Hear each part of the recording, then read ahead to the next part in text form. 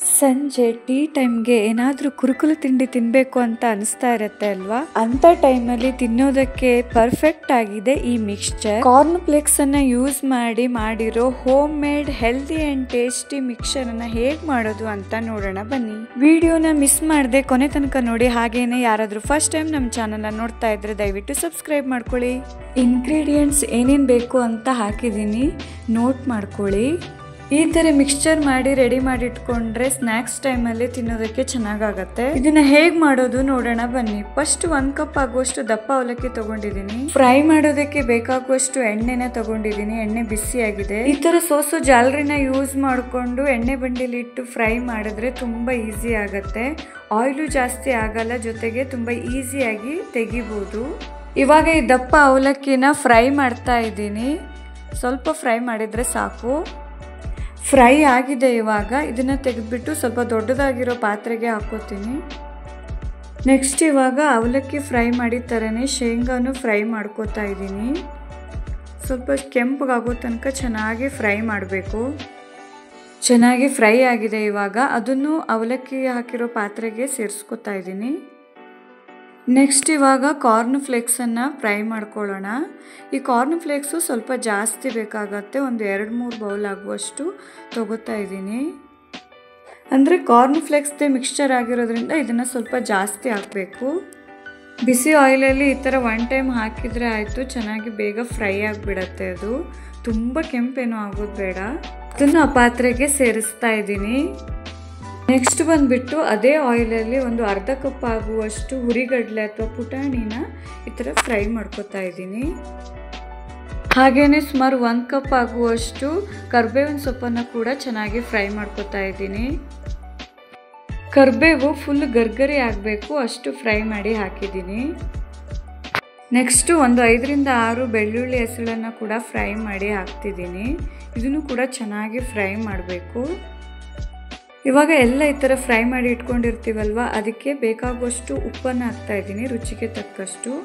ಹಾಗೆಯೇ 1 ಸ್ಪೂನ್ ಆಗುವಷ್ಟು ಸಕ್ಕರೆನ ಕೂಡ ಹಾಕ್ತಾ ಇದ್ದೀನಿ. ಹಾಗೆಯೇ ಖಾರಕ್ಕೆ ಖಾರ ಪುಡಿ. ನೆಕ್ಸ್ಟ್ ಬಂದ್ಬಿಟ್ಟು ಒಂದು ಅರ್ಧ ಚಮಚ ಆಗುವಷ್ಟು ಸಾಂಬಾರು ಪೌಡ್ರನ್ನ ಹಾಕ್ತಾ ಇದ್ದೀನಿ. ಹಾಗೆಯೇ ಒಂದು ಅರ್ಧ ಚಮಚ ಕೊರಿಯಾಂಡರ್ ಪೌಡರು, ಹಾಗೆಯೇ ಒಂದು ಅರ್ಧ ಚಮಚ ಜೀರಾ ಪೌಡ್ರು ಕೂಡ ಹಾಕಿದ್ದೀನಿ. ಇವೆಲ್ಲವನ್ನು ಇವಾಗ ಚೆನ್ನಾಗಿ ಮಿಕ್ಸ್ ಮಾಡ್ಕೋತಾ ಇದ್ದೀನಿ. ನೆಕ್ಸ್ಟ್ ನಮಗೆ ಖಾರ ಶೇವ್ ಮಾಡೋದಕ್ಕೆ 2 ಕಪ್ ಆಗುವಷ್ಟು ಕಡಲೆ ಹಿಟ್ಟನ್ನು ತಗೊಂಡಿದ್ದೀನಿ. ಅದಕ್ಕೆ ಒಂದು 4 ಸ್ಪೂನ್ ಆಗುವಷ್ಟು ಅಕ್ಕಿ ಹಿಟ್ಟನ್ನು ಹಾಕ್ತಾ ಇದ್ದೀನಿ. ಹಾಗೆಯೇ ಖಾರದಕ್ಕೆ ಚಿಲ್ಲಿ ಪೌಡರು, ಆಮೇಲೆ ಸಾಲ್ಟು ರುಚಿಗೆ ತಕ್ಕಷ್ಟು. ಫ್ಲೇವರ್ಗೆ ಅಂತ ಒಂದು ಅರ್ಧ ಸ್ಪೂನು ಅಜ್ವಾನ, ಹಾಗೆ ಮೇಲಿಂದ ಒಂದು 2 ಸ್ಪೂನ್ ಆಗುವಷ್ಟು ಎಣ್ಣೆನ ಹಾಕಿ ಸ್ವಲ್ಪ ನೀರನ್ನು ಹಾಕಿ ಇದನ್ನು ಕಲಿಸ್ಕೊತಾ ಇದ್ದೀನಿ. ತುಂಬ ತೆಳ್ಳಗೆ ಕಲಿಸ್ಕೋಬಾರ್ದು, ಹಾಗಂತ ಜಾಸ್ತಿ ಗಟ್ಟಿನೂ ಕಲಿಸ್ಕೋಬಾರ್ದು. ಚಪಾತಿ ಹಿಟ್ಟಿನ ಅದಕ್ಕೆ ಕಲಿಸ್ಕೊತಾ ಇದ್ದೀನಿ. ನೋಡಿ ಈ ಥರ ಕಲಿಸ್ಕೊಂಡಿದ್ದೀನಿ. ಚೆನ್ನಾಗಿ ನಾದ್ಕೋತಾ ಇದ್ದೀನಿ. ಇವಾಗ ಖಾರ ಶೇವ್ ಮಾಡೋದಕ್ಕೆ ಹಿಟ್ಟು ರೆಡಿಯಾಗಿದೆ. ಚಕ್ಲಿ ಮೇಕರ್ ಇರುತ್ತಲ್ವ, ಅದರಲ್ಲಿ ಈ ಥರ ಖಾರ ಶೇವ್ ಮಾಡೋ ಬಿಲ್ಲಿನ ಕೊಟ್ಟಿರ್ತಾರೆ. ಅದನ್ನು ಯೂಸ್ ಮಾಡಿಕೊಂಡು ಖಾರ ಶೇವನ್ನು ಮಾಡ್ತಾ ಇದ್ದೀನಿ. ನೋಡಿ ಅದನ್ನು ಈ ಥರ ಫಿಕ್ಸ್ ಮಾಡ್ಕೋಬೇಕು ಫಸ್ಟು. ಅದ್ರ ಒಳಗಡೆ ಎಲ್ಲ ಈ ಥರ ಎಣ್ಣೆನ ಸವರ್ಕೊಂಡ್ರೆ ಅದೆಲ್ಲೂ ಅಂಟ್ಕೊಳ್ಳಲ್ಲ. ಇವಾಗ ರೆಡಿ ಮಾಡ್ಕೊಂಡಿರೋ ಹಿಟ್ಟನ್ನು ಅಚ್ಚೊಳಗಡೆ ಹಾಕ್ತಾ ಇದ್ದೀನಿ. ಇದನ್ನು ಈ ಥರ ಕರೆಕ್ಟಾಗಿ ಫಿಕ್ಸ್ ಮಾಡ್ಕೋಬೇಕು ಫಸ್ಟು. ಆಮೇಲೆ ಕಾದಿರೋ ಎಣ್ಣೆ ಬಂಡಿಲಿ ಈ ಥರ ಹ್ಯಾಂಡಲನ್ನು ಪ್ರೆಸ್ ಮಾಡಿದ್ರೆ ಶೇವು ಕೆಳಗಡೆ ಬೀಳತ್ತೆ. ಇದನ್ನು ಕೂಡ ಚೆನ್ನಾಗಿ ಫ್ರೈ ಮಾಡ್ಕೋತಾ ಇದ್ದೀನಿ. ಕಡಲೆ ಹಿಟ್ಟಲ್ವ, ಸೊ ಜಾಸ್ತಿ ಏನು ಕೆಂಪಗಾಗೋದು ಬೇಡ. ಇಷ್ಟಾದರೆ ಸಾಕು. ತೆಗಿತಾ ಇದ್ದೀನಿ. ಈ ಶೇವ್ ಸ್ವಲ್ಪ ದೊಡ್ಡದಾಯಿತು ಅನ್ನಿಸ್ತು, ಅದಕ್ಕೆ ಚಿಕ್ಕ ಹೋಲಿರೋ ಶೇವ್ ಮೇಕರನ್ನು ಯೂಸ್ ಮಾಡಿ ಇನ್ನೊಂದು ಟೈಮು ಫ್ರೈ ಮಾಡ್ತಾ ಇದ್ದೀನಿ. ಇವಾಗ ಇದನ್ನು ಕೂಡ ರೆಡಿ ಮಾಡಿಟ್ಕೊಂಡಿರೋ ಮಿಕ್ಸ್ಚರ್ಗೆ ಸೇರಿಸ್ತಾ ಇದ್ದೀನಿ.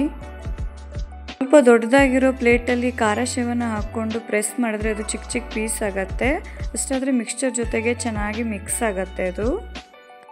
ಇವಾಗ ಎಲ್ಲವನ್ನು ಸೇರಿಸಿ ಚೆನ್ನಾಗಿ ಮಿಕ್ಸ್ ಮಾಡಬೇಕು. ನೋಡಿ ಇವಾಗ ತುಂಬಾನೇ ಡಿಲಿಷಿಯಸ್ ಹಾಗೂ ಟೇಸ್ಟಿ ಆಗಿರುವಂತ ಹೋಮ್ ಮೇಡ್ ಮಿಕ್ಸ್ಚರ್ ರೆಡಿ ಆಗಿದೆ. ಮಕ್ಳಿಗಿರ್ಲಿ ಇಲ್ಲ ದೊಡ್ಡವರಿಗಿರ್ಲಿ ಯಾರಿಗಾದ್ರೂ ತುಂಬಾನೇ ಇಷ್ಟ ಆಗತ್ತೆ ಈ ಮಿಕ್ಸ್ಚರ್. ಈ ತರ ಮಿಕ್ಸ್ಚರ್ ಅನ್ನ ಮಾಡಿಟ್ಕೊಂಡ್ರೆ ಮಕ್ಕಳಿಗೆ ಸ್ನಾಕ್ಸ್ ಬಾಕ್ಸ್ ಗೆ ಕೂಡ ಹಾಕಿ ಕೊಡ್ಬೋದು. ನಿಮಗೂ ಕೂಡ ಈ ರೆಸಿಪಿ ಇಷ್ಟ ಆಯ್ತು ಅಂತ ಅನ್ಕೋತೀನಿ. ಇಷ್ಟ ಆದ್ರೆ ವಿಡಿಯೋನ ಲೈಕ್ ಮಾಡಿ, ಶೇರ್ ಮಾಡಿ ಮತ್ತೆ ಸಬ್ಸ್ಕ್ರೈಬ್ ಮಾಡಿ. Thank you for watching the video.